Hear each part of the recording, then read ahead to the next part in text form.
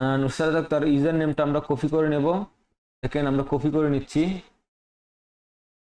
Copy করে এখানে paste করব, পেস্ট এবং পাসওয়ার্ডটা পেস্ট করব।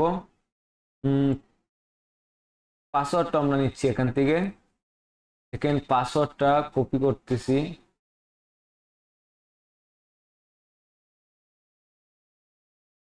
লগ ইন করার চেষ্টা করি।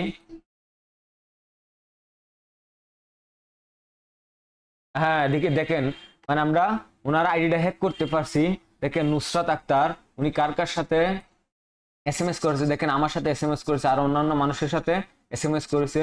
আমরা প্র্যাকটিক্যালি দেখিয়েছি ওনার আইডিটা আমার আন্ডারে, এখন আমি আইডিটা হ্যাক করতে পারছি।